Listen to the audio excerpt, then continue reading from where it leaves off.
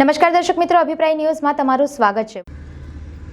ભગવાન સ્વામિનારાયણના 245માં પ્રાગટ્ય દિનની પૂર્વ સંધ્યાએ વડોદરા શહેરમાં BAPS સંસ્થા દ્વારા ભવ્ય બાઇક યાત્રાનું આયોજન કરવામાં આવ્યું હતું। છાણી ગામથી શરૂ થયેલી આ યાત્રા અંદાજે 15 કિલોમીટરનું અંતર કાપીને અટલાદરા મંદિર પહોંચી હતી। યાત્રામાં બે સુશોભિત રથમાં ભગવાન સ્વામિનારાયણ અને અક્ષર પુરુષોત્તમ મહારાજની પ્રતિમાઓ બિરાજમાન હતી, જ્યારે એક રથમાં 20થી વધુ સંતો પણ જોડાયા હતા। આ ઉપરાંત 120 જેટલી દ્વિચક્રી વાહનો પર સફાદારી યુવકો, 120 જેટલા વાહનો પર યુવતીઓ ભવ્યતા વધારી હતી।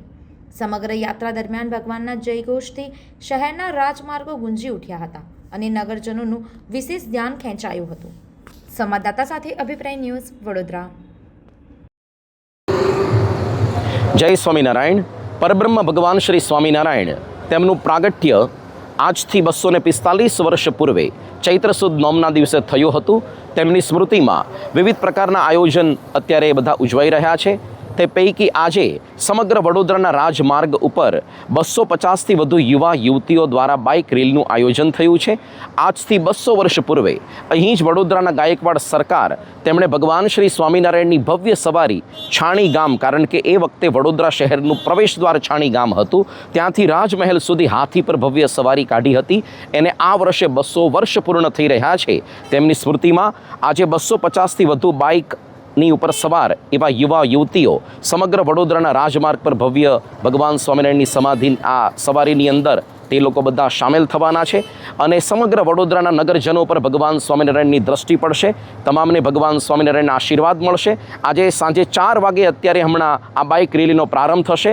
સાંજે 7 વાગે BAPS સ્વામિનારાયણ મંદિર અટલાદરાની અંદર બાઇક રેલીનો વિરામ થશે। આવતીકાલે સમગ્ર દિવસ દરમિયાન વિવિધ ભક્તિપૂર્ણ આયોજનો થઈ રહ્યા છે। હરિભક્તો ભક્તિભાવપૂર્વક ઘરે તૈયાર કરેલ વ્યંજન એ ભગવાનને અર્પણ કરવા માટે મંદિરમાં પોતાના જ વાસણની અંદર લઈ આવશે। આવી લગભગ 3245 જેટલી વાનગીઓનો અન્નકૂટ, એના દર્શન આપણને અટલાદરા મંદિરમાં સવારે 9થી 12 દરમિયાન અને સાંજે 4થી 6 દરમિયાન તેનો લાભ પ્રાપ્ત થશે।